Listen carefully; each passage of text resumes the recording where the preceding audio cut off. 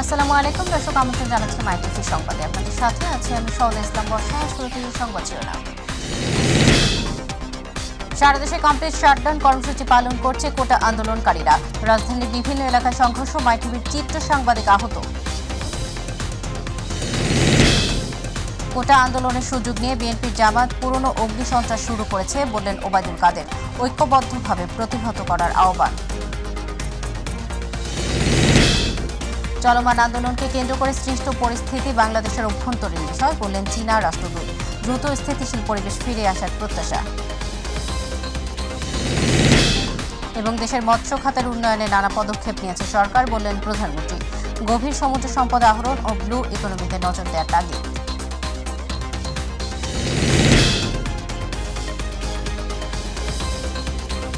দর্শক শুনছিলেন শিরোনাম, এবার বিস্তারিত। কোটা সংস্কার আন্দোলনকারীদের উপর হামলার প্রতিবাদে আজ সারা দেশে কমপ্লিট শাটডাউন কর্মসূচি পালন করছে বৈষম্য বিরোধী ছাত্র আন্দোলন। আন্দোলনকারীদের সঙ্গে পুলিশের ধাওয়া পাল্টা ধাওয়ার ঘটনায় নগরের রাজপথগুলো রণক্ষেত্রে পরিণত হয়েছে। এদিকে দুপুরে বৈষম্য বিরোধী শিক্ষার্থীদের প্রেস বিজ্ঞপ্তিতে জানানো হয়, শিক্ষার্থীরা পড়ার টেবিলে ফিরতে চায়। সরকারের কাছ থেকে দৃশ্যমান পদক্ষেপ সমাধানের পথ তৈরি করতে পারে। আন্দোলনের পাশাপাশি আলোচনার পথও খোলা থাকবে। এসকে লিটনের রিপোর্ট, ছবি তুলেছেন হাসান বিশ্বাস। আবারও উত্তাল ঢাকার রাজপথ। রাজধানীর বিভিন্ন জায়গায় কোটা আন্দোলনকারীদের সঙ্গে পুলিশের দফায় দফায় সংঘর্ষের ঘটনা ঘটে, আহত হয় অনেকে। রাজধানীর বাড্ডা রামপুরা এলাকায় আন্দোলনকারীদের সঙ্গে সংঘর্ষ চলে দিনব্যাপী। এ সময় বিক্ষোভকারীরা রামপুরা পুলিশ বক্সে আগুন ধরিয়ে দেয়, পুড়িয়ে দেয় পুলিশের বেশ কয়েকটি মোটরসাইকেল। সৃষ্টি হয় রণক্ষেত্র, ছড়িয়ে পড়ে আতঙ্ক। এ সময় যানবাহন চলাচল বন্ধ হয়ে যায় সব জায়গায়। পুলিশ ও ছাত্রলীগ প্রতিরোধ গড়ে তোলার চেষ্টা করলেও সম্ভব হয়নি। সংঘর্ষের সংবাদ কভার করতে গিয়ে মাইটিভির ক্যামেরাম্যান হাসান বিশ্বাস গুরুতর আহত হয়। ঘটনাস্থল থেকে উদ্ধার করে তাকে হাসপাতালে ভর্তি করা হয়। কোটা সংস্কার আন্দোলন রাজধানী জুড়েই চলছে ধাওয়া পাল্টা দেওয়ার ঘটনা। পুলিশের সঙ্গে শিক্ষার্থী সহ যারা আন্দোলনকারী তাদের সঙ্গে দিনব্যাপী চলেছে আন্দোলন। পোড়া হয়েছে গাড়ি, অগ্নিসংযোগের ঘটনা এবং আহত হয়েছে অনেকে। দফায় দফায় দেখা গিয়েছে টিয়ার সেল এবং গুলির শব্দ। SK Liton, My TV, Dhaka. Quota সংস্কারের দাবিতে শিক্ষার্থীদের দেশব্যাপী কমপ্লিট শাটডাউন ঘোষণার পর সারা দেশে 229 প্লাটুন বিজিবি মোতায়েন করা হয়েছে। সকাল থেকে বিজিবি সদস্যরা মাঠে রয়েছেন। একই দিনে সকালে বিজিবি সদর দপ্তর থেকে জানানো হয়েছে, কমপ্লিট শাটডাউনের কর্মসূচিকে কেন্দ্র করে আইনশৃঙ্খলা পরিস্থিতি স্বাভাবিক রাখতে ঢাকাসহ সারা দেশে 229 প্লাটুন বিজিবি মোতায়েন করা হয়েছে। এদিকে কর্মসূচি ঘিরে র্যাব, পুলিশের পাশাপাশি আনসার মোতায়েন রয়েছে।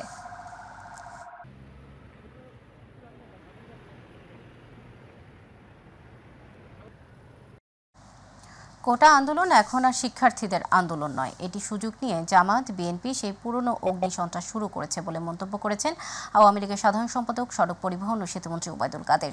দুপুরে ধানমন্ডিতে আওয়ামী লীগ সভাপতির রাজনৈতিক কার্যালয়ে সংবাদ সম্মেলনে তিনি একথা বলেন। মুক্তিযুদ্ধের চেতনার সকল শক্তিকে ঐক্যবদ্ধভাবে এই অগ্নিসন্ত্রাস প্রতিহত করতে রাজপথে নেমে আসার আহ্বান জানান ওবায়দুল কাদের।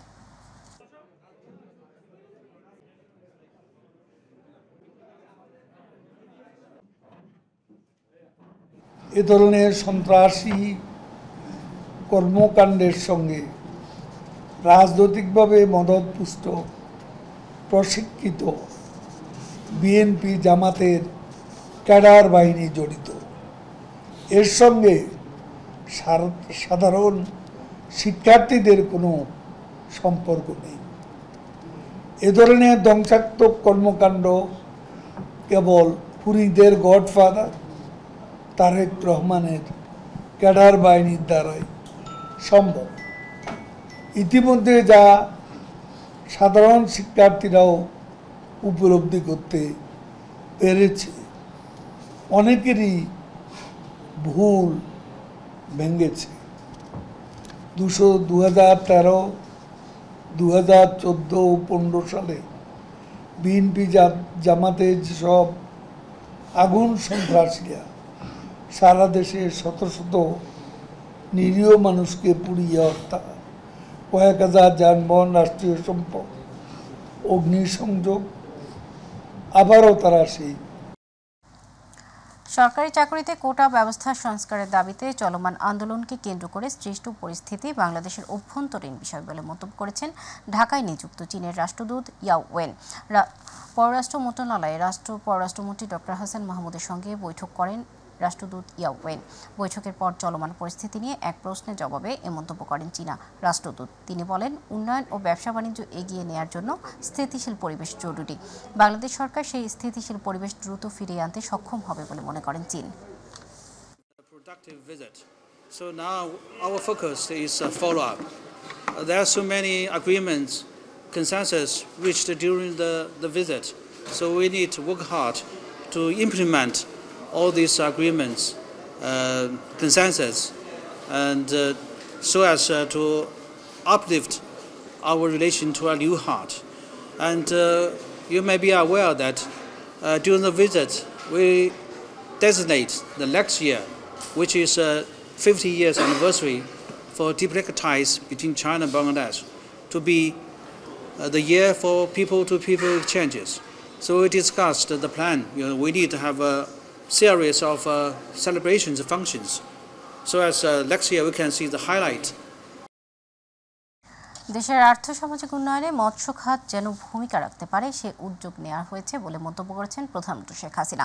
তিনি বলেন, বিশ্বের শীর্ষ মাছ উৎপাদনকারী দেশ হিসেবে অবস্থান সৃষ্টি করেছে বাংলাদেশ। বঙ্গবন্ধু আন্তর্জাতিক সম্মেলন কেন্দ্রে বাংলাদেশ ইন্টারন্যাশনাল একুয়াকালচার ও সি ফুড শোর উদ্বোধন অনুষ্ঠানে প্রধানমন্ত্রী এসব কথা বলেন। গভীর সমুদ্র সম্পদ আহরণ ও ব্লু ইকোনমির দিকে নজর দেওয়ার তাগিদ দেন সরকার প্রধান। রাকিব হাসানের রিপোর্ট। রাজধানীর বঙ্গবন্ধু আন্তর্জাতিক সম্মেলন কেন্দ্রে আয়োজিত Bangladesh aquaculture and sea food শোর উদ্বোধনী অনুষ্ঠানে প্রধান অতিথি হিসেবে যোগ দেন প্রধানমন্ত্রী শেখ হাসিনা। প্রধানমন্ত্রী তার বক্তব্যে মৎস্য সম্পদ উন্নয়নে বর্তমান সরকারের নেয়া নানা পদক্ষেপের কথা তুলে ধরেন। আওয়ামী লীগ সরকার ক্ষমতা আসার পর থেকে এই মৎস্য সম্পদের টেকসই উন্নয়ন ও ব্যবস্থাপনার জন্য আন্তরিকভাবে প্রচেষ্টা চালিয়ে যাচ্ছে এবং আর্থসামাজিক উন্নয়নে যেহেতু এই খাতটা আরও অবদান রাখতে পারে সে ব্যবস্থাটাও আমরা নিয়েছি। দেশের অর্থনীতিতে মৎস্য খাতের অবদান জানিয়ে মাছ রপ্তানিতে মাছের গুণগত মান নিশ্চিত করার পাশাপাশি সমুদ্রের মাছ আহরণের দিকে আরও বেশি নজর দেওয়ার পরামর্শ দেন সরকার প্রধান। জাতীয় জিডিপিতে মাছের যে অবদান 2.53%, কৃষিজ জিডিপিতে 22.26% মৎস্য খাতের অবদান, আর মৎস্য খাতে তার নিজের খাতে হচ্ছে 2.81। কিন্তু আমরা আমাদের বহু মানুষ এই মৎস্য উৎপাদনের সাথে জড়িত, প্রায় 2 কোটি মানুষ কিন্তু জড়িত। কিন্তু আমি আমাদের যুব সমাজ যারা ইয়াং জেনারেশন তাদেরকে বলবো তারা কিন্তু এই মাছ চাষের দিকে নজর দিতে পারে। গভীর সমুদ্র সম্পদ আহরণে বিনিয়োগের প্রয়োজন জানিয়ে দেশি বিদেশি বিনিয়োগকারীদের আরও বেশি বিনিয়োগের আহ্বান জানান প্রধানমন্ত্রী। আমরা বিশাল সমুদ্রসীমা পেলাম, সমুদ্রসীমা থেকে মৎস্য আহরণ আমরা করছি, কিন্তু ডিপ সি থেকে গভীর সমুদ্র থেকে মৎস্য আহরণে এখন আমরা তেমন কোনো ব্যবস্থা নিতে পারিনি, কারণ আমাদের মৎস্য ব্যবসায়ীদের অনেক চেষ্টা করেও সেই লং লাইনার মৎস্য আহরণ করার যে ব্যবস্থা সেটাতে কেউ আসতেই চায় না। 2-4 জন যারাও আসে তারা বোধহয় সেখানে অর্থ বিনিয়োগ করতে চায় না। এর জন্য আমাদের দরকার হচ্ছে বিদেশি বিনিয়োগ, এটা হলো বাস্তবতা, তাহলে হয়তো এটা আমরা করতে পারবো।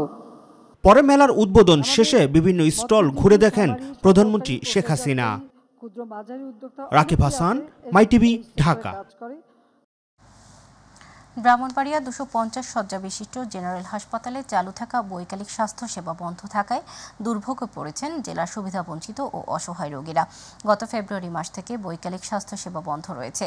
দ্রুত সময়ের মধ্যে বৈকালিক চিকিৎসা সেবা চালু করার দাবি জানান সাধারণ রোগীরা। প্রতিনিধি আফামা কাউসার ইমরানের রিপোর্ট জানাচ্ছেন SM হামিম। ব্রাহ্মণবাড়িয়া 250 শয্যাবিশিষ্ট জেনারেল হাসপাতালে চালু থাকা বৈকালিক স্বাস্থ্যসেবা গত ফেব্রুয়ারি মাস থেকে বন্ধ রয়েছে। এই অবস্থায় জেলার সুবিধাবঞ্চিত অসহায় রোগীরা দুর্ভোগে পড়েছেন। 2023 সালে 13 জুন থেকে হাসপাতালে বৈকালিক স্বাস্থ্যসেবা চালু হয়। বিকাল 3টা থেকে সন্ধ্যা 6টা পর্যন্ত হাসপাতালে বিশেষজ্ঞ চিকিৎসকরা নির্ধারিত ফির মাধ্যমে রোগীদের সেবাদান শুরু করেন। চলতি বছরের ফেব্রুয়ারিতে হঠাৎ করে এই স্বাস্থ্যসেবা বন্ধ হয়ে যাওয়ায় বিপাকে পড়েন রোগীরা।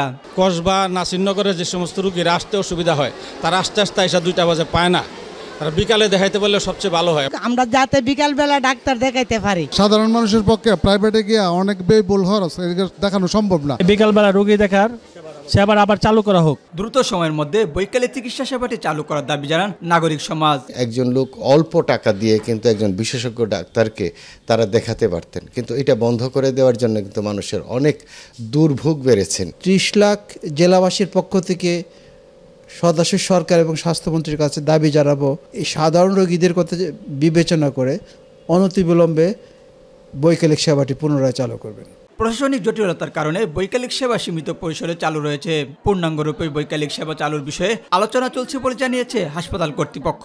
টাকাটা পাচ্ছিল, সরকারি কোষাগারে টাকাটা জমা হচ্ছে, তাদের বন্টনে কিছু সমস্যা হচ্ছে। সরকারি কোষাগারে জমা না করে এই টাকাটা তাদেরকে দিতে পারলে আশা করছি যে পূর্ণ পরিসরে এই সেবাটা আমরা চালু করতে পারবো। অচিরে এই বৈকালিক স্বাস্থ্যসেবা চালু করে রোগীদের দুর্ভোগ লাঘবের উদ্যোগ নেবে হাসপাতাল কর্তৃপক্ষ, এমনটাই প্রত্যাশা সকলের। SM হামিম, মাই টিভি। সরকারি অনুদান পেলেও নেই নাম ঠিকানার হদিস। নিয়মিত বরাদ্দ হলেও সরকারি নিয়ম মেনে চলছে না পটুয়াখালীর বাউফল উপজেলার পাঠাগারগুলো। কোনো পাঠাগারে পাঠকদের জন্য নেই বই পড়ার সুযোগ, 24 ঘন্টায় তাকে তালাবদ্ধ। ওয়াহিদুজ্জামান ডিওকের পাঠানো তথ্যচিত্রে রিপোর্ট করছেন ইলিয়াস কমল। দেশের সামাজিক ও সাংস্কৃতিক কর্মকাণ্ডে ভূমিকা রাখায় বিভিন্ন সামাজিক ও সাংস্কৃতিক সংগঠনকে অনুদান দিয়ে থাকে সংস্কৃতি মন্ত্রণালয়। পটুয়াখালীর বাউফল উপজেলায় তেমনি সংস্কৃতি মন্ত্রণালয়ের অনুদান পেয়েছে বেশ কিছু সংগঠন। কাগজে কলমে থাকলেও বাস্তবে সেসবের কোনো অস্তিত্ব নেই। উপজেলার আব্দুর রাজ্জাক গণগ্রন্থাগার, ফজিলাতুন্নেসা আদর্শ পাঠাগার, গ্রামীণ নারী উন্নয়ন গ্রন্থাগার, নারী কল্যাণ গণপাঠাগার, বেগম জীবননেসা পাঠাগার, মাধবপুর গ্রাম লাইব্রেরি, মেহেরজান আজিজ গণগ্রন্থাগার, আলুর ফেরি পাঠাগার সহ 9টি পাঠাগারে একাধিক অর্থ বছরে বই কেনা ও পরিচালনা ব্যয় বাবদ 35,000 টাকা থেকে 56,000 টাকা করে বরাদ্দ পেয়েছে। অথচ অধিকাংশ প্রতিষ্ঠান বন্ধ পড়ে আছে প্রায় 10 বছর ধরে। স্থানীয়রা জানেই না এসব পাঠাগারের ব্যাপারে। ফজলুন্নেসা নামে পাঠাগার আমি শুনি নাই আর দেখিও নাই। এই যে এই লাইব্রেরিটা এইটা কোনো সময় আমরা খুঁজে দেখি নাই। এখানে লাইব্রেরি আছে কিনা বা কার্যক্রম চলে কিনা বা কি করে, এ ব্যাপারে আমার কিছু জানা নাই। কিছু কিছু পাঠাগার নামমাত্র থাকলেও রক্ষণাবেক্ষণের অভাবে ও দীর্ঘদিন বন্ধ থাকায় ধুলার আস্তরণে ঢাকা পড়েছে। কিছু পাঠাগারে রয়েছে নির্মাণ সামগ্রী ও পরিত্যক্ত মালামাল। অনেক পাঠাগারে আবার থাকছে মানুষও। একটু ভাঙ্গা দেখেন হইন্দা আমার কিছু কাগজপত্র নষ্ট হয়েছে, পুনরায় আমি রেজিস্টারটা সব আবার ফাইন্যান্স করিয়া চালাই যাবেন। এসব অনিয়মের বিষয়ে সংশ্লিষ্ট উপজেলা নির্বাহীকে কঠোর নির্দেশনা ও প্রয়োজনীয় ব্যবস্থা গ্রহণের নির্দেশনা দেওয়া হবে বলে আশ্বাস দিয়েছে জেলা প্রশাসক। আচ্ছা ঠিক আছে, আমি ইউনুস সাহেবকে বলছি শুধু দেখে এটা ব্যবস্থা গ্রহণ করবে। ইউনুস সাহেবরা দেখবেন, তারা যদি কোনো কাজে ব্যর্থ হন সেক্ষেত্রে আমি সেভাবে হস্তক্ষেপ করবো। শিক্ষা ও সংস্কৃতি ক্ষেত্রে পাঠাগারের ভূমিকা অপরিসীম, তবে পাঠাগারগুলো পরিচালনার সুষ্ঠু তদারকির প্রয়োজন বলে মনে করেন স্থানীয়রা। ইলিয়াস কমল, মাই টিভি। বগুড়ার শিবগঞ্জ উপজেলায় প্রায় 22,000 হেক্টর জমিতে আলুর চাষাবাদ হলেও আলুর সংকট এলাকায়। উপজেলার 14টি হিমাগারে পর্যাপ্ত পরিমাণ আলু মজুদ থাকার পরও দিন দিন আকাশচুম্বী আলুর দাম। আলুর সংকট আর দাম বাড়ায় বেকায়দায় সাধারণ ক্রেতারা। প্রতিনিধি কামরুজ্জামানের পাঠানো প্রতিবেদন জানাচ্ছেন আমেনা হীরা। সংকট না থাকলেও বগুড়ার শিবগঞ্জের ছোট বড় বাজারগুলোতে লাফিয়ে লাফিয়ে বাড়ছে আলুর দাম। 60 টাকার নিচে মিলছে না খুচরা বাজারে 1 কেজি আলু। শিবগঞ্জের হিমাগারগুলোতে পর্যাপ্ত পরিমাণ আলু সংরক্ষিত থাকলেও নিত্যপণ্যের উচ্চ মূল্যের সঙ্গে আলুর বর্ধিত এই দামে বেকায়দায় ক্রেতারা। কৃষকের কাছ থেকে ব্যাপারীরা আলু কিনে, সে সময় দেখা যায় যে বর্তমানে ব্যাপারীরা লাভবান হচ্ছে। আমরা বাজার করতে আসছি, আজকে আলুর দাম বৃদ্ধি কারণে আমরা আলু কিনতে পারতেছি। আলুর দাম বেশি হওয়াতে বেচা কিনা খুবই কম হয়ে গেছে। ঘাটতি মিলে কেজিকে 3 টাকা 3.5 টাকা আসে। তবে ক্রেতারা ভোগান্তির অভিযোগ করলেও পাইকাররা বলছেন ভিন্ন কথা। সরবরাহ কম থাকায় দাম বেড়েছে আলুর। 60 কেজি আলু 3200, 3300, 2900। আর দেশি আলুর দাম আমরা ধরেন 50-52 টাকা কেজি। আমরা আগে বিক্রি করছি, আমরা আগে দাম পাইনি, কিন্তু এখন সব ব্যবসায়ীরা দাম পাচ্ছে। এদিকে হিমাগার কর্তৃপক্ষ বলছেন হিমাগারে পর্যাপ্ত আলু সংরক্ষিত রয়েছে, তবে সাধারণ কৃষক আলু বের না করায় আলুর দাম কিছুটা বৃদ্ধি পেয়েছে। 1200 টাকা পর্যন্ত কেনা বেচা। কৃষকরা একটা টাকা পেয়েছে, যার ফলে কৃষকরা যে আলুটা এখানে রাখছে সংরক্ষণ, তারা খুব স্লো বের করছে, তারা সেইভাবে আলুটা বের করছে। আলুর বাজার অস্থিতিশীল হবার পেছনে হিমাগারগুলোর অনিয়ম মিললে ব্যবস্থা নেওয়ার কথা জানিয়েছেন উপজেলা নির্বাহী কর্মকর্তা। কতটুকু আলু বের হওয়ার কথা এবং কতটুকু বের হচ্ছে এবং যদি কম বের হয়ে থাকে সেই বিষয়ে মনিটরিং করা হচ্ছে এবং এই বিষয়ে এখন কি সমস্যা এটা যাচাই করে ব্যবস্থা নেওয়া হবে। আমেনা হীরা, মাই টিভি নিউজ। দর্শক, সংবাদের শেষ প্রান্তে আমরা যাবার আগে সংবাদ শিরোনামগুলো জানিয়ে দেবো আরও একবার। সারা দেশে কমপ্লিট শাটডাউন কর্মসূচি পালন করছে কোটা আন্দোলনকারীরা। রাজধানীর বিভিন্ন এলাকায় সংঘর্ষ, মাইটিভির চিত্র সাংবাদিক আহত। কোটা আন্দোলনের সুযোগ নিয়ে বিএনপি জামাত পুরনো অগ্নিসন্ত্রাস শুরু করেছে বললেন ওবায়দুল কাদের। ঐক্যবদ্ধভাবে প্রতিহত করার আহ্বান। চলমান আন্দোলনকে কেন্দ্র করে সৃষ্ট পরিস্থিতি বাংলাদেশের অভ্যন্তরীণ বিষয় বললেন চীনা রাষ্ট্রদূত। দ্রুত স্থিতিশীল পরিবেশে ফিরে আসার প্রত্যাশা। এবং দেশের মৎস্য খাতের উন্নয়নে নানা পদক্ষেপ নিয়েছে সরকার বললেন প্রধানমন্ত্রী। গভীর সমুদ্র সম্পদ আহরণ ও ব্লু ইকোনমিতে নজর দেওয়া তাগিদ।